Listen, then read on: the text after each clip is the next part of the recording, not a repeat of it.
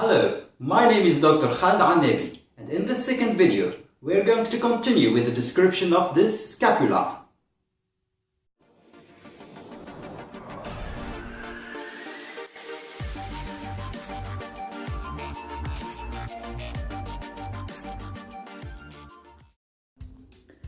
The scapula is a thin, triangular bone. It's composed of three edges: superior edge, the medial edge, and the lateral edge. The scapula has also two surfaces: the anterior surface and the posterior, with three fossa: the subscapular fossa and the supra and infraspinous fossae. And finally, there are three angles: superior, inferior, and lateral angle. We are going to start with the anterior surface. As we said, this particular region is called the subscapular fossa. It is a shallow concavity that dominates the anterior surface of the scapula, and here we distinguish the oblique ridges that cross the subscapular fossa from the superolateral region to inferomedial region.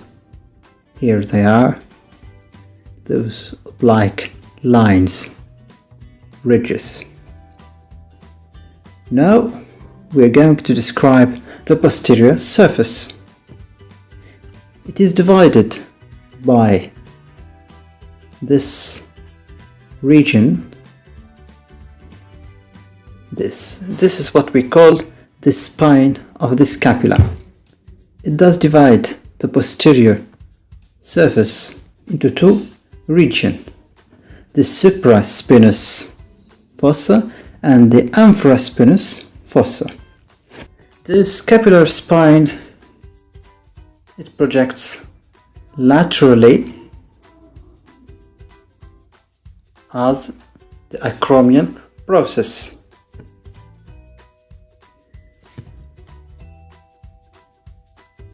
Scapular spine limits with the neck of the scapula a certain notch, this region.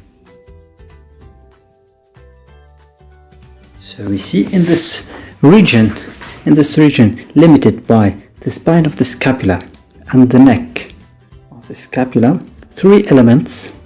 This one is the artery, the suprascapular artery, the suprascapular vein, and nerve. These three elements get through this notch. The acromion, this region, it's a lateral projection of the spine of the scapula, and it is directed forwardly. This is the supraspinous fossa.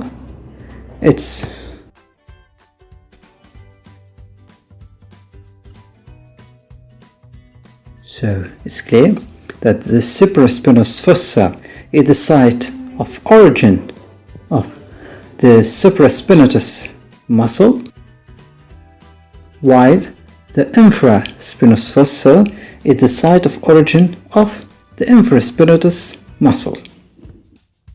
Now we are going to describe three edges of the scapula. We are going to start with the superior one, which is the shortest.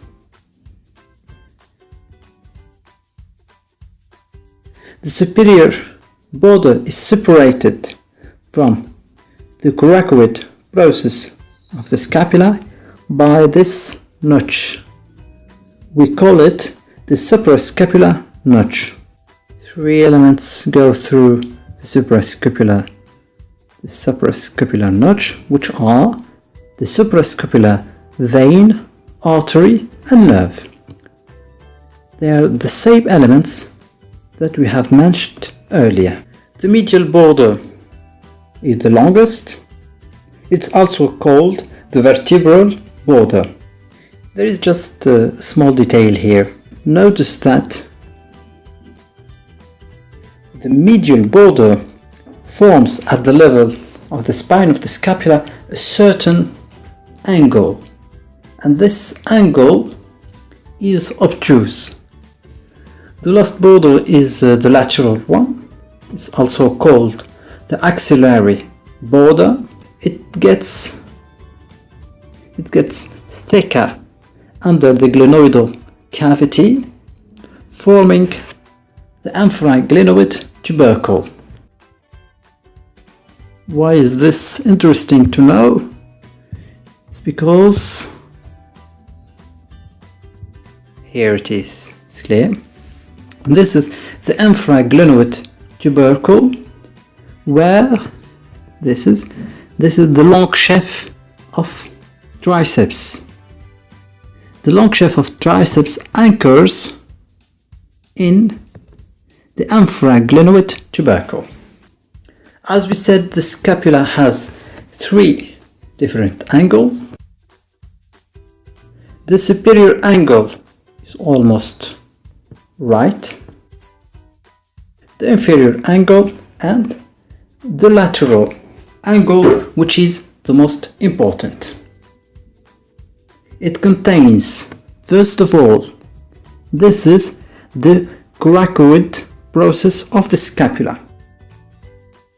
It's like a finger. We say it's a finger like the little finger of the Game of Thrones, I guess. So it's a projection that is directed forward and laterally. The coracoid process of the scapula anchors three muscles. So here they are. This is the pectoralis minor. It anchors on the coracoid process. This is the short sheath of the biceps, and just beneath it, this is the coracobrachialis muscle. Why we call it coracobrachialis? It's because it's stretched between the coracoid process and the humerus, which is located in the arm, so brachio.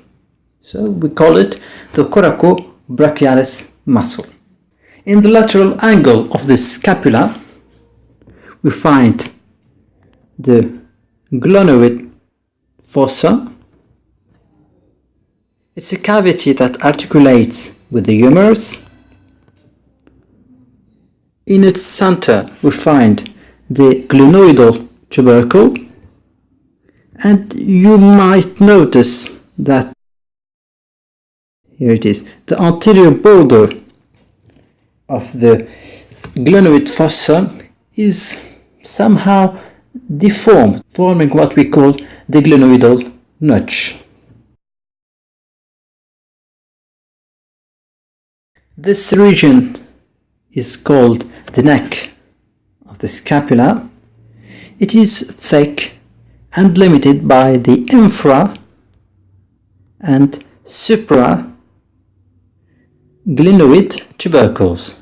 And as we said before, the importance of the infraglenoid tubercle is that it anchors the long sheath of the triceps muscle.